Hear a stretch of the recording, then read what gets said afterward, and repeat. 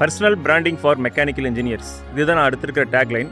ஆனால் மெக்கானிக்கல் இன்ஜினியர்ஸ்க்கு எதுக்குப்பா personal branding அப்படின்னு பார்த்தீங்கன்னா, இன்றைக்கி வந்து ஒரு எம்ப்ளாயிங்கிற மைண்ட் செட்லேருந்து ஒரு கம்பெனியில் வந்து ஒரு ஆர்கனைசேஷனில் ஒரு நம்ம ஜாப் அப்ரோச் பண்ணும்போது நம்மளுடைய ஒர்க்கும் ஆகட்டும், நம்மளுடைய ரிசல்ட்ஸும் ஆகட்டும் அவ்வளோ எஃபெக்டிவாக இருக்கிறதில்ல.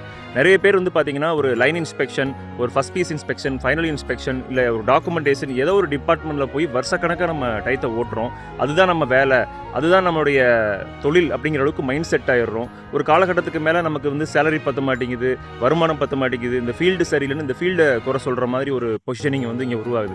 ஸோ வந்து ஒரு பிஸ்னஸ்னால் என்ன அப்படிங்கிறத அண்டர்ஸ்டாண்ட் பண்ணி ஒரு பிஸ்னஸ் ஓனர் வந்து அவரோட பிஸ்னஸில் என்னென்ன முயற்சிகள் செய்கிறாரோ அத்தனை முயற்சியுமே மெக்கானிக்கல் இன்ஜினியர்ஸ் வந்து அவங்க துறை சார்ந்த கல்வியை கற்றுக்கிட்டு அப்டேட் பண்ணிவிட்டு நம்ம மேலே இது நம்ம தொழில் இதில் அப்டேட் ஆகிறதுக்கு கண்டினியூஸ் ஸ்கில்ஸ் வேணும், ஸ்ட்ராட்டஜி வேணும், நம்மளுடைய ஸ்கில்ஸை கரெக்டாக பொசிஷனிங் பண்ணணும், நம்மளுடைய டார்கெட் ஆடியன்ஸ் யார், ஒரு கம்பெனி நம்மகிட்ட என்ன எக்ஸ்பெக்ட் பண்ணுது, காம்படிட்டிவ் இன்ஜினியர்ஸில் என்னென்ன ஸ்கில்ஸோடு இருக்காங்க, நான் எந்த அளவுக்கு கீழே இருக்கேன், நான் மேலே வர்றதுக்கு என்ன செய்யணும் அப்படின்னு சொல்லி வெறித்தனமாக ஒரு பிராண்டை முன்னிறுத்துற மாதிரி நம்மளை முன்னிறுத்தி பொசிஷன் பண்ணி மேலேறி வந்தால் மட்டும்தான் சக்ஸஸ் பண்ண முடியும்.